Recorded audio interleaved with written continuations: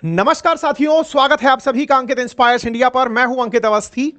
Middle east के अंदर दर दर पल पर बदलते हालात में फिलहाल का अपडेट गहरा चिंताजनक है।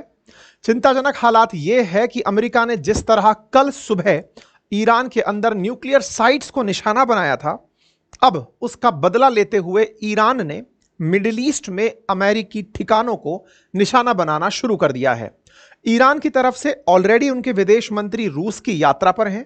ऐसे में क्या यह माना जाए कि रूस का समर्थन प्राप्त होते ही ईरान का अमेरिकी बेस पर हमला हुआ है, या फिर दूसरी तरफ ये जो ईरान का कतर पर हमला हुआ है, इस हमले की असल मंशा अमेरिका को दूर ले जाकर नहीं, उसके अपने क्षेत्र में जिनकी सुरक्षा की उसने गारंटी ले रखी है उनको नुकसान पहुंचाकर अमेरिका को नुकसान पहुंचाना है।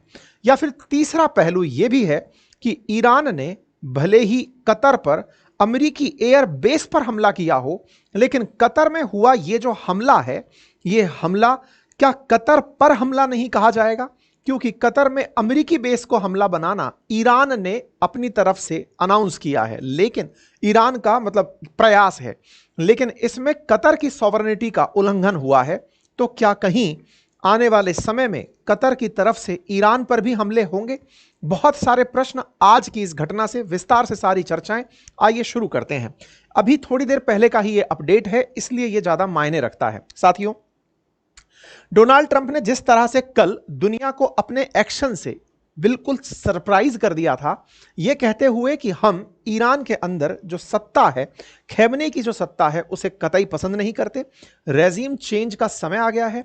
मेक अमेरिका ग्रेट अगेन की तरह, यानी MAGA की तरह मेक ईरान ग्रेट अगेन का समय आ गया है, यानी कि MIGA का समय आ गया है। ऐसा कहते हुए इन्होंने कल ईरान पर हमले किए थे।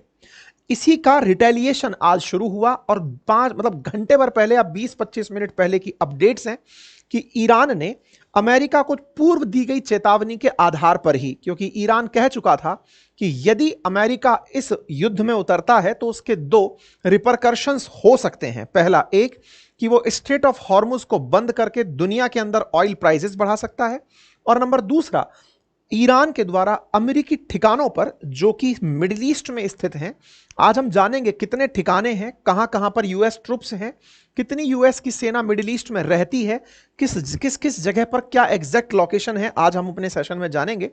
ऐसा कहते हुए इन्होंने कतर पर हमला कर दिया। कतर पर हमला हुआ, उससे पहले एक बार मैप पर आप इसे समझ लें। यह पर्शियन गल्फ है, ईरान के दक्षिण के अंदर कतर है, कतर के अंदर अल उदैद एयरबेस है जिस पर हमला किया गया है। अल उदैद एयरबेस पर लगभग कहा जाता है कि 10,000 से ज्यादा अमेरिकी सैनिक एनी टाइम रहते हैं। मिडिल ईस्ट में 40,000 से 50,000 अमेरिकी सैनिकों का ठिकाना है। यह अमेरिका का सबसे बड़ा ठिकाना है। अमेरिका का मिडिल ईस्ट में सबसे बड़ा, या फिर यह कहिए कि यहां पर लगभग 100 से ज्यादा एयरक्राफ्ट रखने वाला यह वो ठिकाना है जिससे पूरी तरह से अफगानिस्तान, ईरान, इराक, इन सभी क्षेत्रों पर नियंत्रण रखा जाता है, जिसको आपने सेंटकॉम कहा था। सेंटकॉम का अगर आपको याद हो तो अमेरिका के जो दुनिया भर में दुनिया को जिस तरह से इन्होंने डिफरेंट कमांड्स में बांट रखा है, तो वर्ल्ड के हिसाब से जो सेंट्रल कमांड है, उस सेंट्रल कमांड का मुख्यालय इन्होंने कतर में बनाया हुआ है। कतर एक देश है, स्वायत्त स्वतंत्र देश है, लेकिन फिर भी अमेरिका यहां पर अपना बेस प्रॉपर तरीके से चलाता है। इतना ही नहीं, जब ट्रंप यहां से लौटते हैं तो इनसे हवाई जहाज भी भेंट में ले जाते हैं। एक तरह से कहा जाए तो कतर की सुरक्षा अमेरिकी सेना कर रही है, यह कहकर के ही इनको पैसे के साथ तोला जाता है। कतर की राजधानी दोहा, जिसने कुछ समय पूर्व ही वर्ल्ड कप देखा था फुटबॉल का, आज वो ऊपर से आती हुई बॉल रूपी मिसाइलें देख रहा है। इन मिसाइलों को दोहा का निशाना दिखाया जा रहा है कि दोहा की तरफ ये आ रही थी। कतर छोटा सा देश है, कैपिटल दोहा है, ऐसे में दोहा में लोग इन मिसाइलों को आते हुए देख रहे हैं और इनको टारगेट होते हुए देख रहे हैं। आसमान में ही कतर के एयर डिफेंस ने इन्हें न्यूट्रलाइज कर दिया। ये तस्वीरें दोहा की बताई जा रही हैं। चूंकि इस घटना को बीते अभी 1 घंटा ही हुआ है, ऐसे में इस घटना की जो तस्वीरें हैं वो सोशल मीडिया पर तेजी से प्रसारित हो रही हैं, लेकिन फिर भी हम इन सभी तस्वीरों में मोस्ट वेरीफाइड तस्वीरें आपके साथ साझा कर रहे हैं। संभव है कि इनमें से एक आध तस्वीर कोई फर्जी भी निकल आए तो हम उसको पहले ही आपके सामने बताते हुए चल रहे हैं। चूंकि इन हमलों की दोनों ही तरफ से, मतलब एक तरीके से अमेरिका की तरफ से भी, कतर की तरफ से भी इसका अनाउंसमेंट हो चुका है कि हमारे ऊपर हमला हुआ है, भारत की तरफ से भी हो चुका है कि ऐसा कुछ हो रहा है, इसलिए हम ये तो मानते हैं कि यहां पर हमले हुए हैं। ईरान ने चूंकि अपने परमाणु ठिकानों पर हमला लेने का, जो हमला हुआ उसका बदला लेने के लिए कहा था, इसलिए उसने अमेरिका के अल उदीद एयरबेस को निशाना बनाया, जहां 8,000 से 10,000 के करीब अमेरिकी सैनिक मौजूद हैं। यहां पर खबरें हैं, the competent Qatar authorities announce the temporary suspension. अच्छा, इसकी शुरुआत भी बड़ी इंटरेस्टिंग थी, और शुरुआत यह थी कि कुछ समय पहले ही, थोड़ी देर पहले ही हुआ यह था कि कतर ने अपना एयर स्पेस बंद कर दिया था। एयर स्पेस बंद किया और सायरन बजाना शुरू कर दिया था। इसका मतलब यह माना गया कि कतर को यह जानकारी लग गई थी कि उसी के ऊपर हमला होने वाला है। अल उदैद एयरबेस जो कतर के अंदर है, उसे टारगेट किया जा रहा है। इससे एक बड़ा सवाल निकला, और बड़ा सवाल यह था कि कतर को बताया किसने कि उसके ऊपर हमला होने जा रहा है। तो मेरे प्यारे साथियों, अपडेट यह है कि ईरान ने ही कतर को इन्फॉर्म किया था कि हम तुम पर हमला करने आ रहे हैं, लेकिन तुम हमारे भाई हो, मित्र हो, क्योंकि कतर मध्यस्थता को बढ़ावा देता है। कतर है जो सबके बीच में मध्यम मार्ग अपनाता है। कतर थोड़ा प्रो ईरान है। तो कतर से कहा गया कि तुम हमारे भाई हो, इसलिए हम तुम्हें पहले इन्फॉर्म कर रहे हैं कि तुम पर हम हमला करने आ रहे हैं, लेकिन यह हमला तुम पर नहीं है, तुम्हारे किसी भी सिविलियन को टारगेट नहीं किया जाएगा। यह ईरान की तरफ से लेटर ऑन बयान भी आ गया है। हमने अमेरिकी बेस को निशाना बनाया है। आपको क्या लगता है कि अमेरिकी बेस को निशाना बनाना कतर के अंदर अमेरिका के ईरान के लिए इतना आसान रहा होगा? देखिए, इस हमले भले ही न्यूट्रलाइज हो गए हों, लेकिन ईरान ने अपना सिंबॉलिक संदेश दे दिया कि हम इस बात से नहीं डरते कि हम आपके यहां पर हमला कर सकते हैं। ऐसा कहते हुए ईरान ने कतर के अंदर अल उदैद एयरबेस पर निशाना बनाया, और कुछ मिसाइल के जो डेब्रिस हैं वो दोहा के अंदर सड़कों के किनारे भी पड़े पाए गए हैं। ये सब हुआ कैसे? तो मैंने जैसे आपसे पहले भी कहा कि अमेरिका ने जिस तरह से इस हमले को टारगेट किया था, जिसमें अमेरिकी बॉम्बर्स ने जाकर के नातांज जैसे जो इनके यूरेनियम एनरिचमेंट प्लांट हैं उन्हें निशाना बनाया गया था। इस पूरी प्रक्रिया के अंदर अमेरिका जिस तरह से ईरान को बार बार धमकाता आ रहा था कि हम तुम पर हमला कर दिए हैं, तुम हम पर मत करना, अदरवाइज परिणाम बदल जाएंगे, लेकिन साहब ट्रंप की धमकियों का ईरान पर कोई असर नहीं हुआ। ईरान ने अल्टीमेटली यहां पर एक डिप्लोमेटिक मूव भी चालू किया, और वो ये था कि इन्होंने आज ही, हालांकि हमने कल रात को अपने इसी टाइम पर सेशन में आपको बता दिया था कि ईरान ने अपने फॉरेन मिनिस्टर को रशिया भेजा है। वो रशिया जाकर के पुतिन से मिलने गए हैं। तो ये पुतिन से मिलने गए, आज इनकी पुतिन से बातचीत हुई, उसका वीडियो जारी हुआ। लेकिन एक बड़ा ही इंटरेस्टिंग वाकया हुआ कि जो वीडियो जारी हुआ उसके माध्यम से जो संदेश निकल कर आया वो बिल्कुल वैसा था। कैसा था कि ईरान की मतलब पुतिन की तरफ से कहा जा रहा है कि हमारी पोजीशन जो वर्तमान इवेंट पर है वो सबको अच्छे से पता है, ये क्लियर है, स्पेसिफिक है, डिटेल्ड है। हमने आपको अपनी विदेश मंत्रालय की तरफ से बता दिया था कि हमारा मतलब हम इस मुद्दे को यूनाइटेड नेशन सिक्योरिटी काउंसिल तक लेकर गए हैं। मतलब पुतिन यहां पर जो भाषण दिए वो ईरान को यह कहने का था कि हम आपका मसला यूनाइटेड नेशन सिक्योरिटी काउंसिल में लेकर के चले गए हैं, यूएनएससी में हम मुद्दा लेकर चले गए हैं। यह बात ईरान को पुतिन कहते हुए सुनाई दे रहे हैं। लेकिन क्या ईरान यही मांगने गया था या कुछ और, या फिर कैमरे पर नहीं आया? क्योंकि अल्टीमेटली जब यह मीटिंग खत्म हुई है उसके बाद कतर पर हमला हुआ है।